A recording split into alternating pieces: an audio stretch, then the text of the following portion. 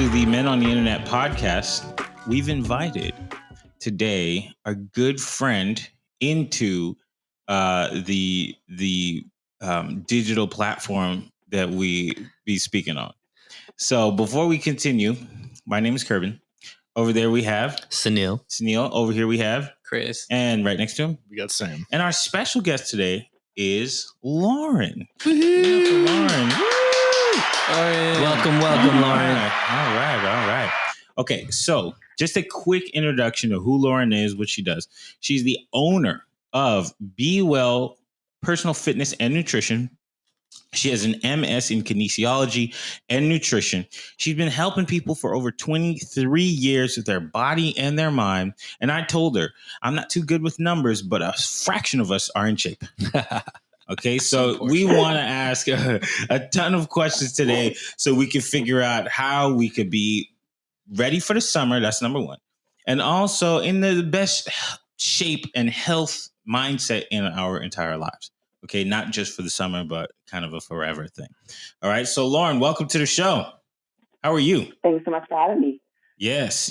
I haven't seen you in a good minute. I haven't slept in the bunk bed in some time, but that sounds weird. But she kind of gets it. So I spent the weekend at the house once. I was in a bunk bed. It was very comfortable. So Lauren, bunk bed. Yeah. Oh, nice, Lauren. If you could tell me the story about how deep you and Kelby actually are as friends. Oh, yeah. Well, he goes way back with my husband, even longer than me. So I met Kelby through him, and they've done lots of projects together. Because my husband is an audio engineer and music producer, so he's done some audio work for Kelby on his films, and then he's done some video work for me in my business, and he became an ordained minister online just to actually officiate my wedding 2 years ago. So wow, yeah, that's awesome. It was one of the best things. It was one of the best things. Father Kelby. Father me, priest Joe. That's right. So it's been a beautiful time. I actually remember when her husband Mike, my good friend, my brother, was like, I met this girl and we've been working out together, and he turned into like Captain America. Within like a few months. Did, though. He really did. Like he just looked so amazing. I almost was like, I don't know, are you single still or not? If you and. Otherwise he actually did what I told him to do. Yeah, he did. And he looked amazing. So with that being said, let's jump right on into it. So just give us a quick background of, why people should care about what you're about to say. Like, what does your background bring to this conversation? Well, at this point now, I've coached over 1,000 people online. And I coach, my main thing is customizing for each individual person, because there's a lot of BS, kind of very general things out there, and it doesn't work. That approach doesn't work. But the approach that works is customizing it for each individual person and making it for them, for sustainability, for including likes and dislikes and health history and where you're at with body fat percentage and how much muscle you have. It's like customization is the key. So that's what I do. And I help people get to their goals, whether it's like fat loss, muscle building, get on stage, or some people have like lots of weight to lose. Some people have very specific performance training goals that they have. So it's like meeting everybody right where they're at. But it's been over 10 years of my business. And before that, I was working with people with spinal cord injuries as an exercise recovery specialist. So and I started working out at 16 with my dad. So I've been, it's just 23 years of experience, more than that with my own body and my own personal story. I've also been through cancer. I've had melanoma and been battling skin cancer for 20 years.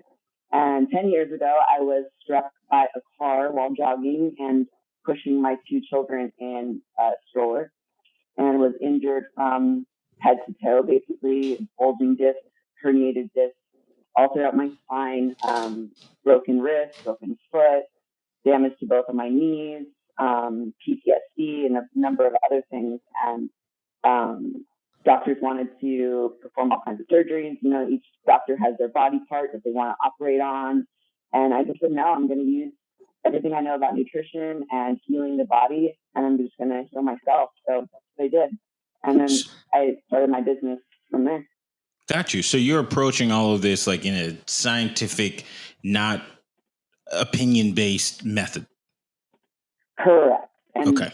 I know you're going to ask me about fad diets, and it's just like, I feel like a broken record about them because, you know, paleo, keto, intermittent fasting, it's all trends. It's all fads.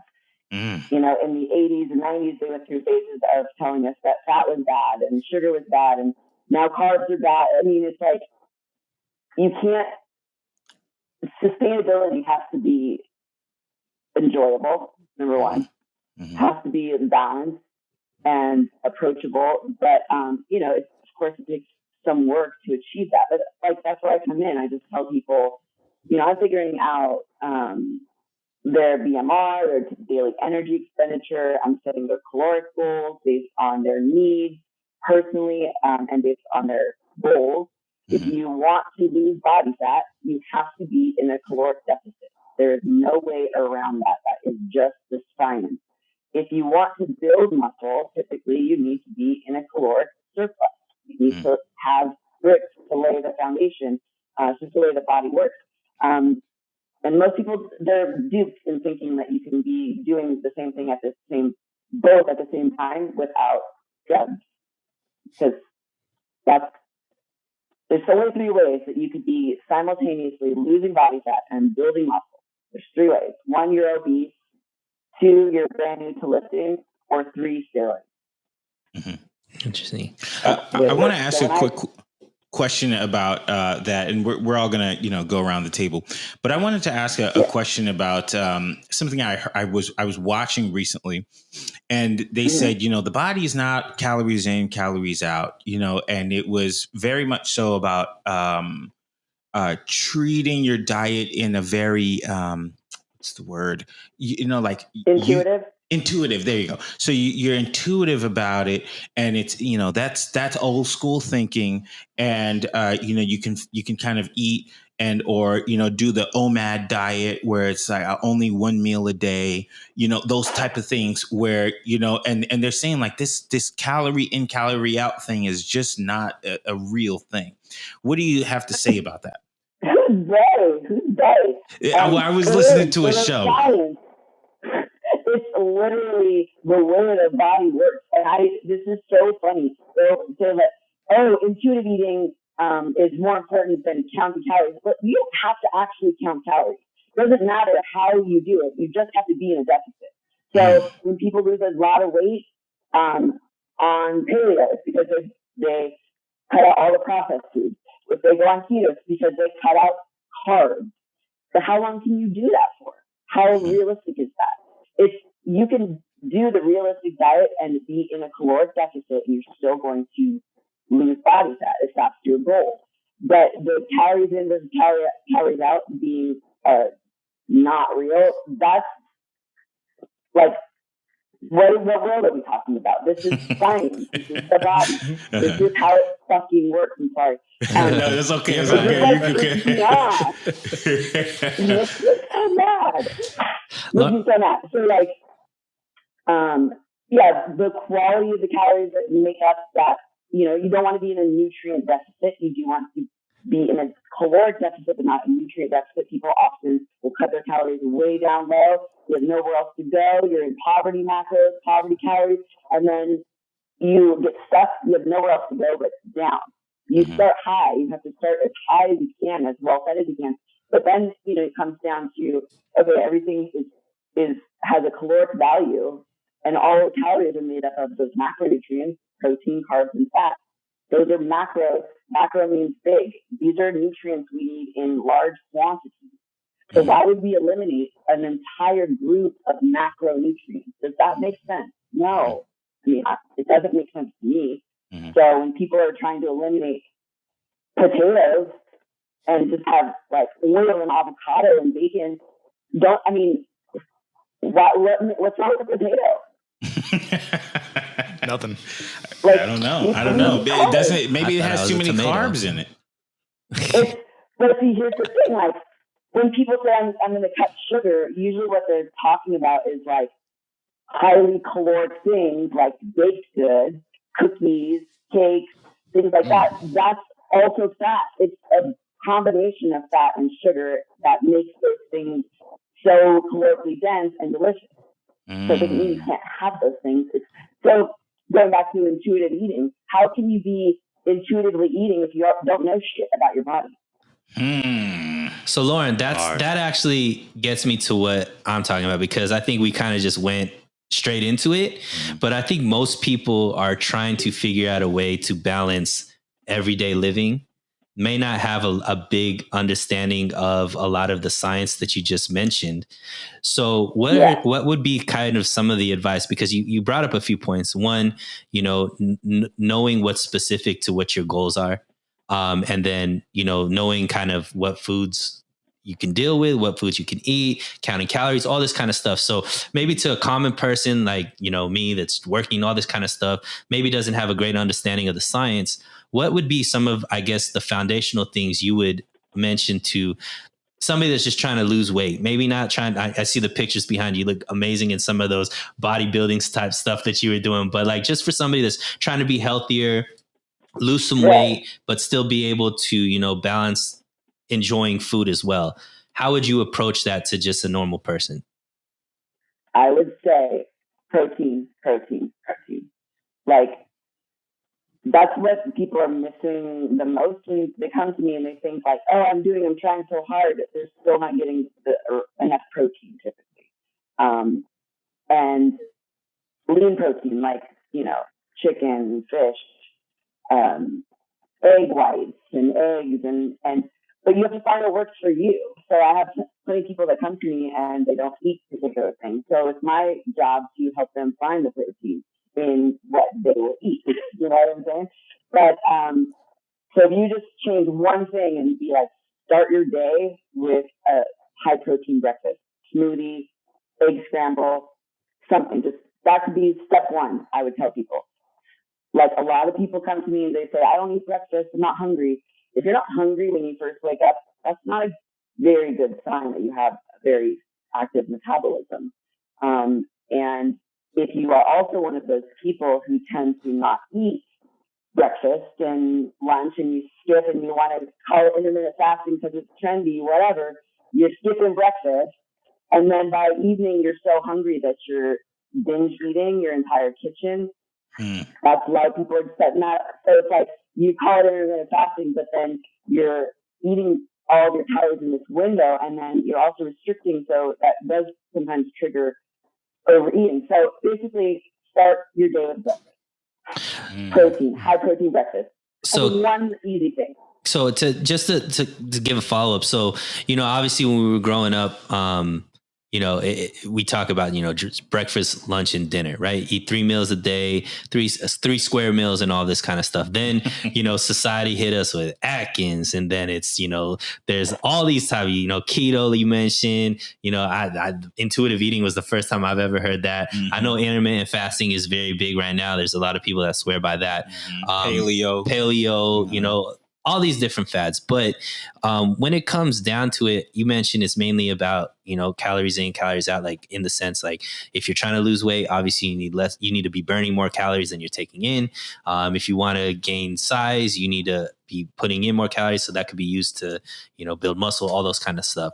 But just for like somebody, like I said, we want to, maybe not to the pro athlete or the person that's working out, every single day for multiple hours a day. Just for the normal person that maybe he's working out 30 to 45 minutes a day, going to the gym, all that kind of stuff.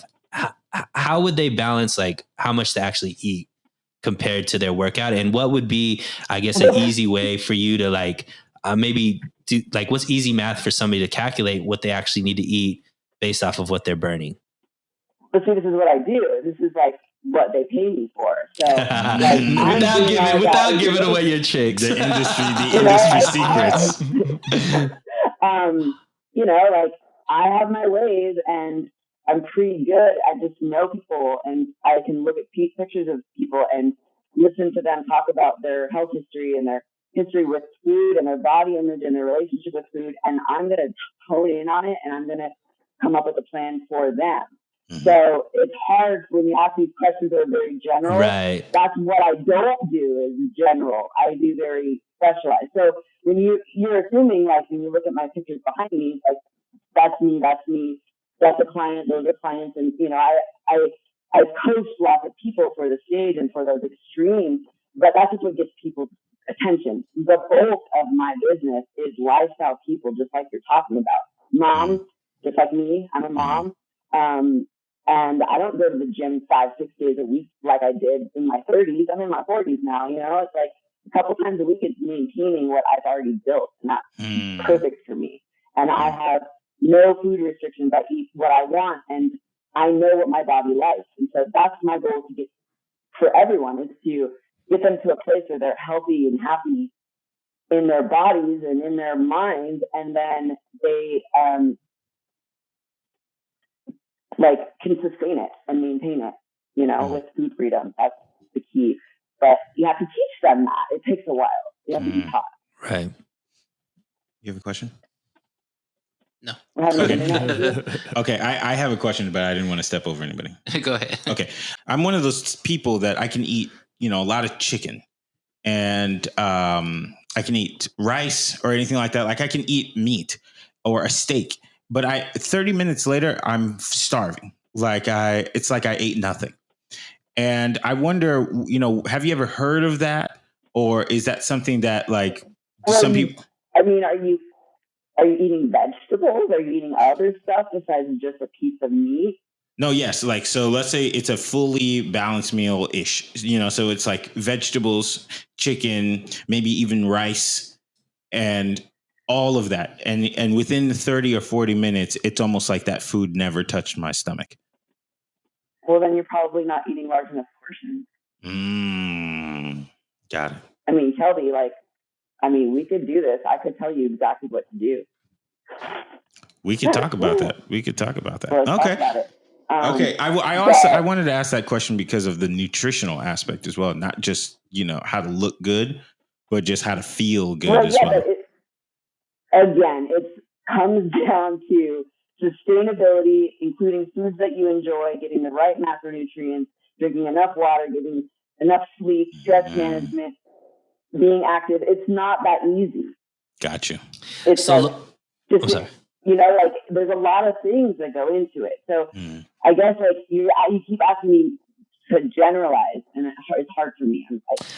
Yeah, it's going to be difficult because obviously there's a lot of different people that are going to be listening to this. So clearly there'd be a different, plan that you'd put into action based off of that. But we want to kind of give maybe, because obviously the whole goal is if anybody wants to get to where they need to be, they need to call you and they need to get on your plan and, you know, be able to do that. So that would be ideally what happens. But can you go through maybe some of the main pitfalls that you see, whether it be choices that are being made, why you see maybe people fall off as far as lack of discipline, motivation, things like that? What are some things that maybe can be pitfalls that somebody can make sure that they don't, you know, fall into when it comes to their journey towards becoming a healthier person, or how they hold themselves accountable?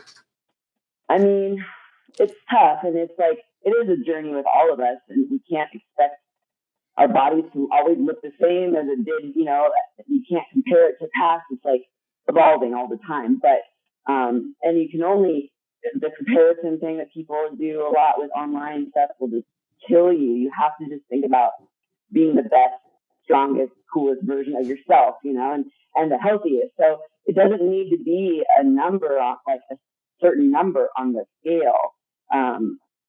And when people let go of that and they just kind of embrace the process of taking care of themselves and transforming themselves, and it's not just physical, it's got to be a mental thing too. So, you know, when I'm working with people, it's like I'm giving them the accountability and the support they need as they're going through it until they get to this point where they've set these new habits in place, and then they're like flying out of the nest on their own and say, like, "Lauren, I got this." So but like, I mean, the main thing is like, I'm doing the work for people to tell them what to eat. And once they figure out, like, they see like, okay, Lauren's told me to have this or this for breakfast or this for lunch. These are my options for snacks. Okay, I get to make this fun dinner recipe, and they're trying new things, and it can be enjoyable, and then they can sustain it. Are you guys good? Yeah, no, we were just. I think it's something wrong with the camera. I don't think it's the internet. But I have a follow-up question. All right, perfect. So I have a follow-up question. So I am somebody who was an athlete all growing up, and then so my body, I knew what to eat. I could, even if I got lazy and got out of shape, it was very quick to get in shape. Now I'm 38. And it's not the same process at all, Lauren. It is brutal, right? The same workouts that I used to be able to do, the same stuff I used to eat, my body isn't responding in the same way. So what are some things as you get older, that can help, I guess? And I know obviously it's specific to the individual, but as general as you can make it, what are some things that people that are aging, obviously all of us are, can do to combat that metabolism that obviously is going to slow down? What are foods that can help, and maybe stuff that you should stay away from when you're not able to be as active as you were younger and your metabolism is also slowing down? Well, I say that the holy grail, honestly, for aging and anti-aging and metabolism is weight training. That will always be the holy grail. Always. What do you mean by that? That the way to enhance your metabolism is by trying to have as much muscle as you can have. Okay. Because muscle is metabolism, basically. So, like, body fat that sits on you doesn't do much. Muscle is like active tissue. It's like burning, and strength training, not just for, muscle. Like, as we're aging, we're losing muscle mass. We're naturally losing bone density unless we're doing something to fight it. And it doesn't need to be crazy squats and deadlifts and going to the gym 5 days a week. It just means some resistance training a few times a week. It doesn't need to be anything crazy, but it has to be something. And if you're trying to lose body fat, the key is eating enough so that you are keeping the muscle you already have. You don't want to cut too hard and lose all your muscles. Then again, you're in the pit with the metabolism. So as you're aging, the best thing you can do is lift weight. I promise you. I have a question. Go ahead. The food is the next thing. So as a nutritionist, it's not my job to tell anybody what they can't eat. There's nothing that I tell people, you can never eat that. I don't do that. That's not what it's like. It's more about knowing, again, what works for you and your body, and from your fruits and vegetables, managing your stress. Mental health is a huge thing that people will, be on track, and then life happens, something, grief, trauma, something happens, and the depression hits or something hits and you lose where you at. It's okay. You just kind of like get back into it. So, it's like, I just have to remind people that they're strong a lot of the time, and then until they realize it themselves. Got it. I wanted to ask a question about the weight training. So every time I go to the gym, I look at somebody that I want to look like, and I always ask the same question, and I say, "Do you do cardio?" And and the answer is always very different.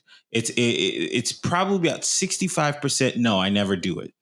And then other folks are like, yeah, I do about 30 minutes every workout or every other workout or something like that. So I wanted to kind of see if there is a myth to the no cardio club. There are some folks out there who just don't think that it's necessary. Is it even a thing that we have to do? Because I always ask, and I don't know what the answer is.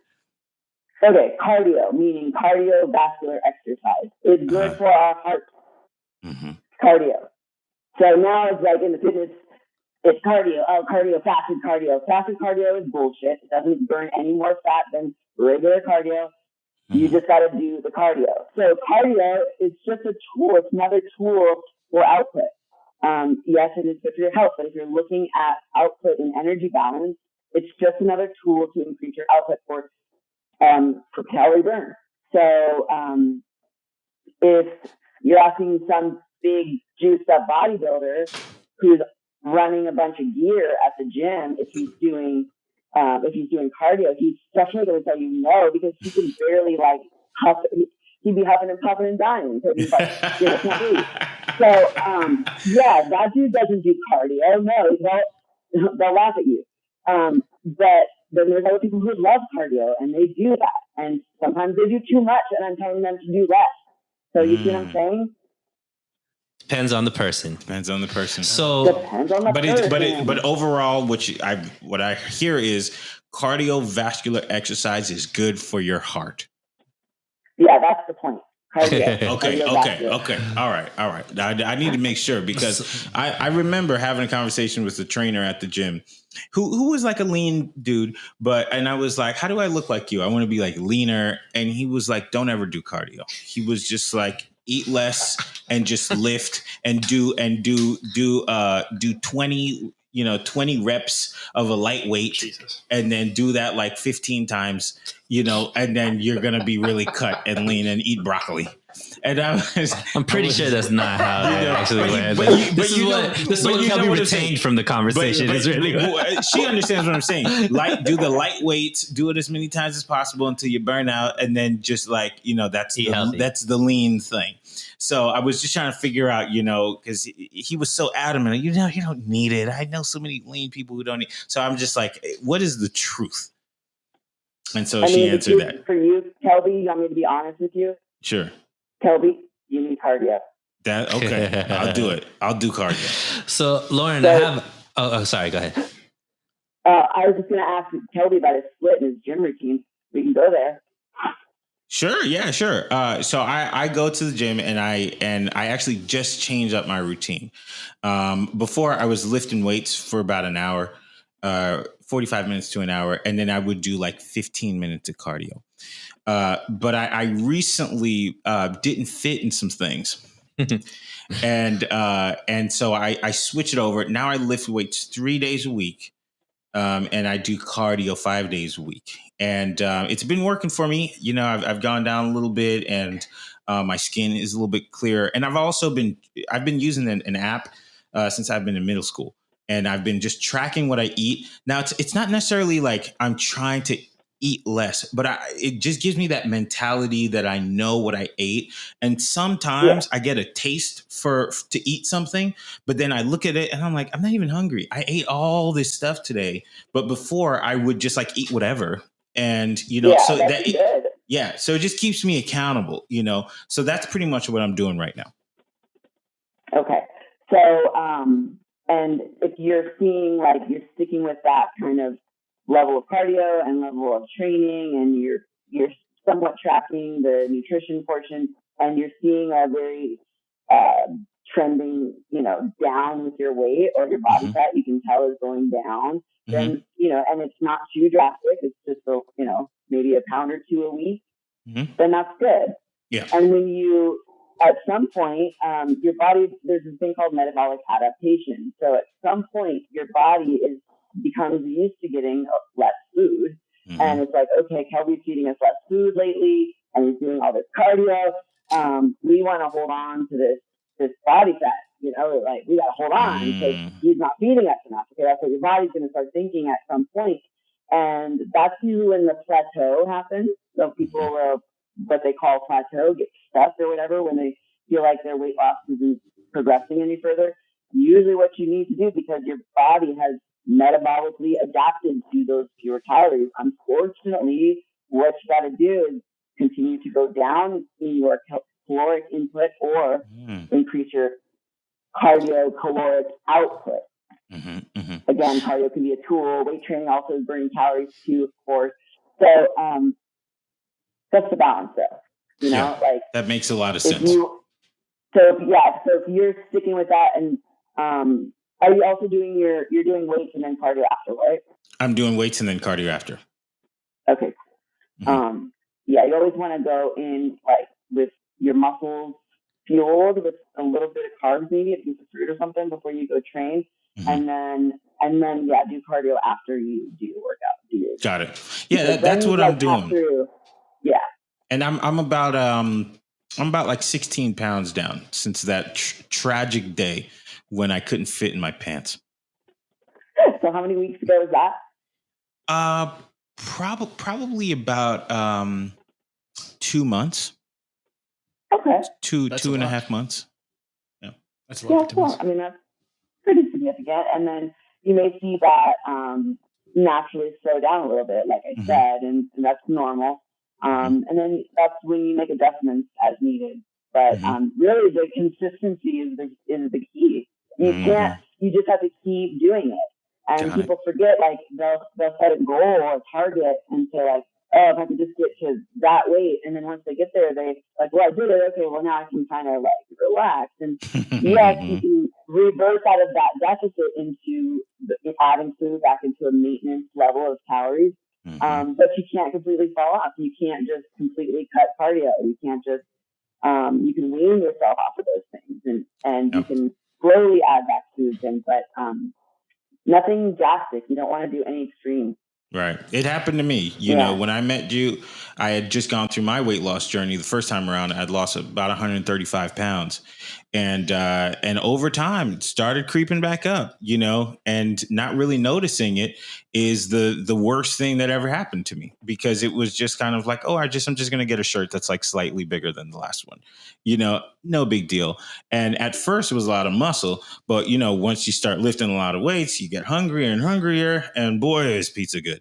You know, so these things kind of happen. So I'm kind of just making sure I remember, you know, to appreciate the things that happen in the past. And as I'm kind of trending downward again, to remind myself, like, don't do this again to yourself, you know, like, You know, and a lot of times you just got to give yourself grace. It's not always going to be, quote, perfect, whatever the hell that is, you know, it's you and your own thoughts, and you're the only one that is really controlling all of it.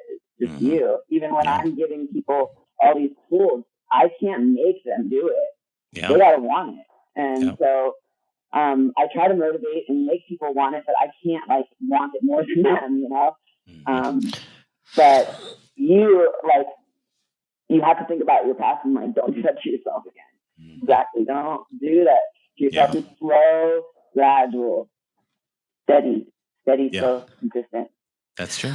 Lauren, I have a question, because I think one of the biggest things that people are always afraid of is that they are working out the wrong way. Like they're working out, but they don't know if they're like effectively working out. So something that you just kind of said. So I'm somebody who always did cardio before I lifted, because I had this thought process, and I was told by people that were like much bigger than me that like, yo, after you lift, you shouldn't be running. You shouldn't be doing anything, because that messes with your, like all the gains that you're making, you're actually messing that up. Now you said the complete opposite. So it's kind of like, it kind of is just kind of like for somebody who isn't as trained, obviously you've been, you know, educated in this and all that kind of stuff. How do people just know that they're working out the right way, or what is the right way of working out? Like when you say cardio, what is cardio? Like, is that running on the treadmill for like 15 minutes? Should you be running for 20 minutes, 30 minutes? Obviously I know we could say, oh, it's specific to the individual, but just like, I guess as general as you can be, even though I know you're not big on generalities, like how do we know that we're working out properly? Also, just to piggyback on that, Lauren, real quick, a lot of our audience is women. And I've heard many times from members of our audience, you know, the ladies are intimidated by going to the gym because I just don't know what to do. And, you know, of course, I don't want to hurt myself or anything like that. So that's just to add on to what he's saying, because sometimes that gym is just one of those places that makes people feel uncomfortable. The gym is my bitch.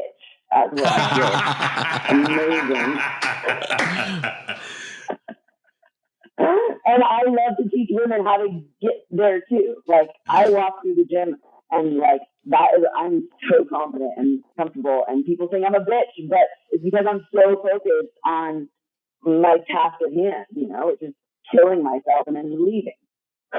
Right. But anyway, going back to Neil's question, about working out. I mean, there's there's no right or wrong way. You don't want to injure yourself. Obviously, there's form. Correct form is very important. But as far as like rep ranges go and set ranges, that's going to be depending on your goals and your body. And but generally, let's just say general speaking, 4 sets, 10 to 12 reps, a good place. Like for most people, you just need to pump some muscle and pump some blood into those muscles. And again, it depends on your goal. So if you, like you said, that guy told you to do cardio before, I don't know why he would ever tell you to do cardio before you lifted weights, because you then, if you're doing cardio before you lift weights, you're tapping through all of your muscle glycogen before you even get to your freaking lift. That's crazy. I did cardio before lifting for like 7 years straight. Yeah, I was told the opposite from guys that are in this, like, look like the way I wanted to look. So that's what I'm saying. Like, there's some things that obviously you've been taught through folklore that might not be accurate. Yeah. And see, this is the thing. You can't take advice from the dudes at the gym who are running gear. They're so juiced up to the gills. And so, no, don't take advice from that guy. Got you. So can you give us a little bit of a sense of why, so can you first define what a good cardio workout would be and why it's important to do that after lifting versus prior to lifting? Because sometimes even we say cardio and people are walking on the treadmill for 10 minutes and said, I got my cardio in. That might not be an effective way of actually, getting cardio. So maybe, if I could take a guess, Lauren, is it like elevating your heart rate to a certain level for a specific period of time? That's what I think about when people say cardio. So, exactly. So let's, right. I'm only bringing this up because I had a gym teacher in high school who told me, if you can speak while you're doing cardio, your cardio is not good enough. So I've always wondered. Okay, all right. So with that being said, are you asking for like this specific workout? No. I'm just saying, like, because I'm more speaking for maybe people that can't ask the question right now because they're listening, right? So that's why I'm talking. Maybe people that aren't working out as much, that are going out for a walk, for 30 minutes a day, wondering why they're not getting the results. Maybe that's not the cardio that you're talking about that actually is going to be effective to get the results. So what do you define as an actual cardio workout?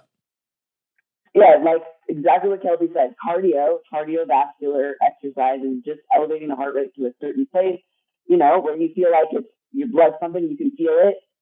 You're sweating, you can talk, but you don't really want to.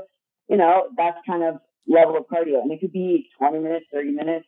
Some people have different goals again, but it's like you want to do your cardio after you train. And I have clients who just do brisk walking that's all they do for their workouts because they're older or, they don't, there's different goals. So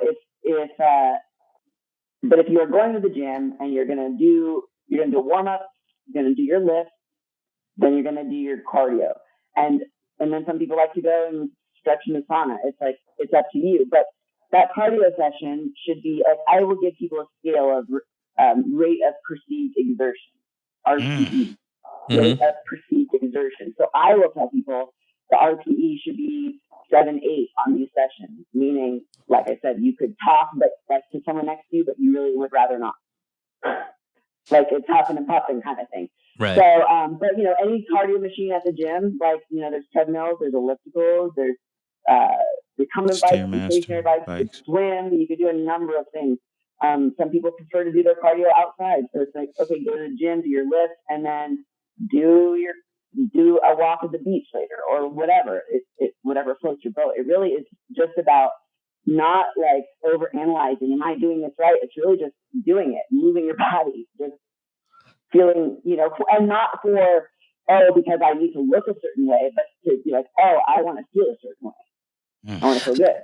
Lauren, is there a way to be inefficient with your workouts? So can people be overworking out or wasting their time in their gym? Like, is it better to, spend an hour in the gym or like just, 30 to 45 minutes? Like what is, I guess, ideal for somebody to maximize their results? I know you're going to hate me for saying this, but it depends. on the person. Right. Well, for sure. But no, like, I'm sorry, could you ask that question again? So I this is where it's coming from. You know, there's, people that you see are in the gym for like 2 hours, right? Just, and maybe they're taking big rests between or it's like a social endeavor, like the gym sometimes turns into that.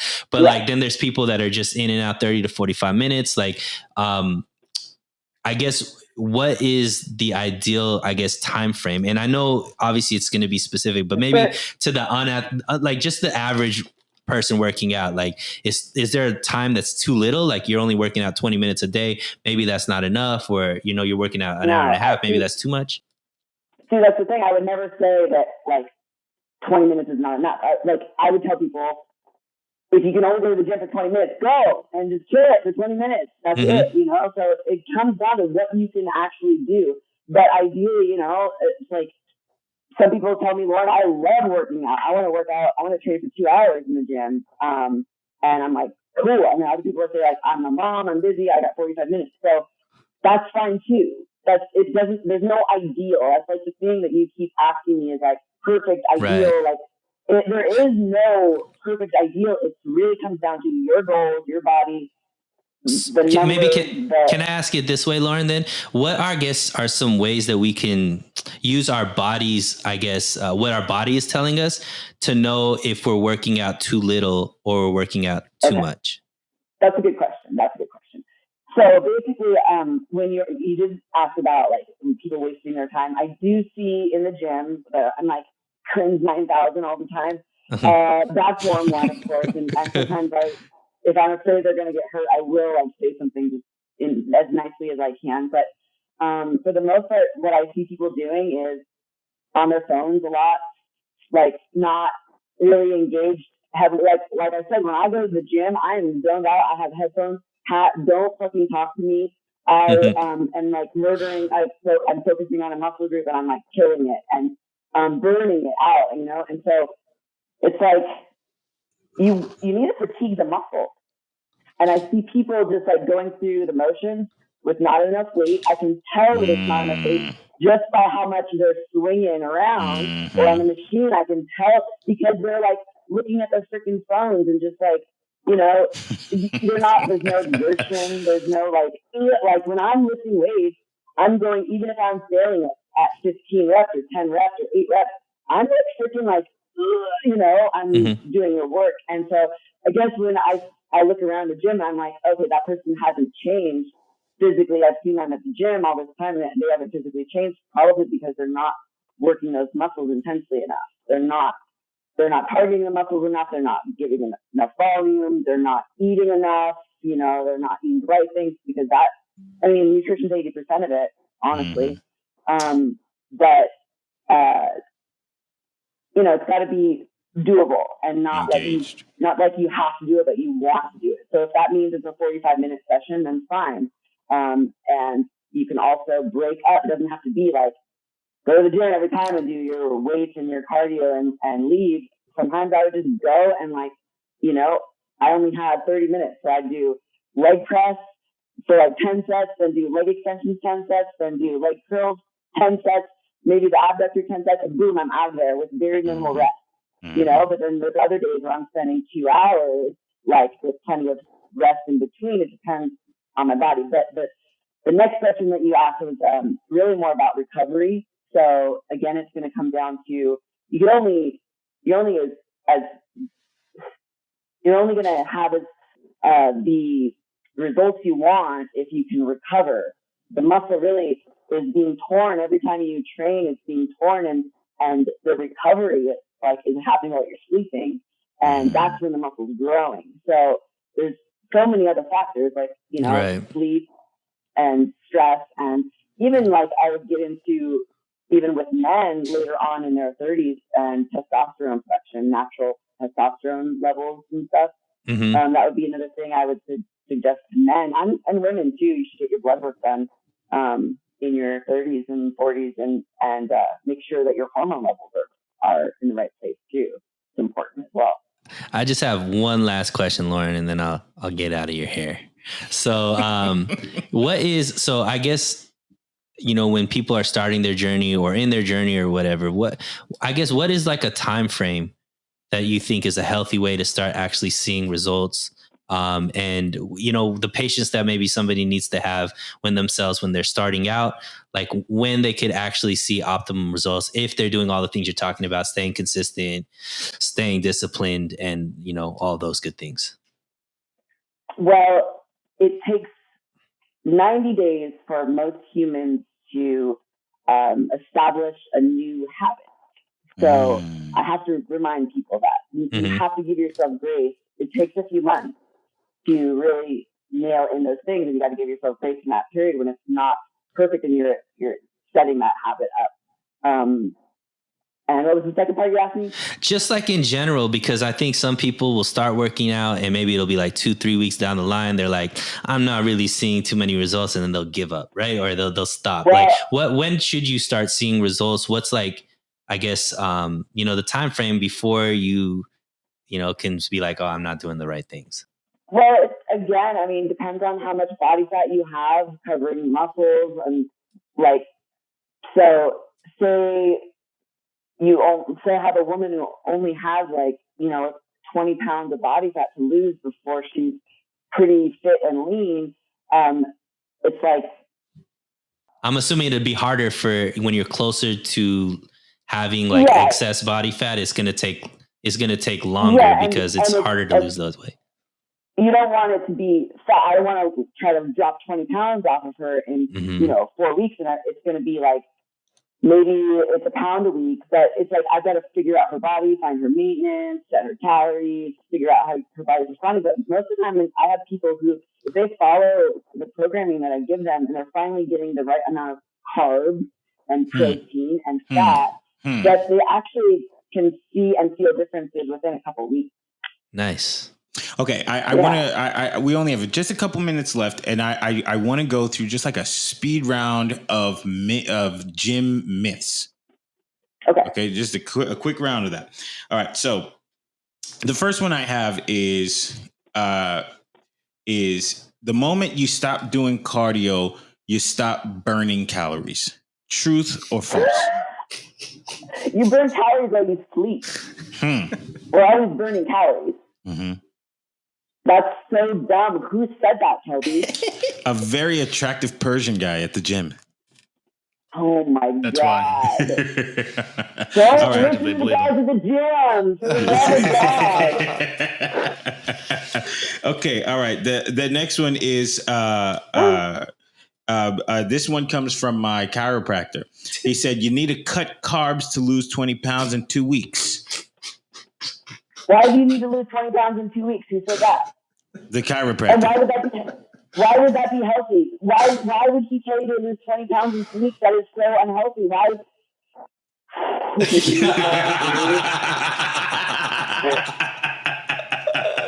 Oh man.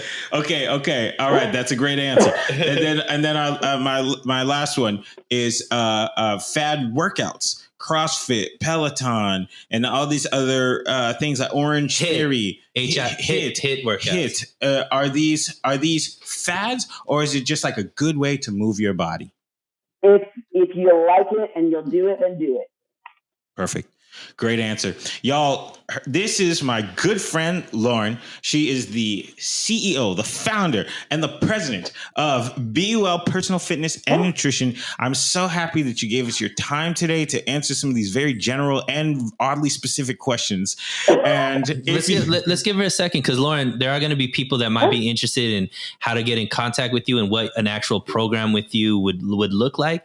Can you just in a quick elevator pitch on what it would be like to work with you and kind of what that process would be like? Well, you can send people to my Instagram, MuscleMamas2, or my website is bewellpersonalfitness.com. And I have a client form where I ask a lot of questions about the person even before I talk to them. Gives me a good snapshot of their lives and health history and vibe. And then we get on a call and then we just go from there.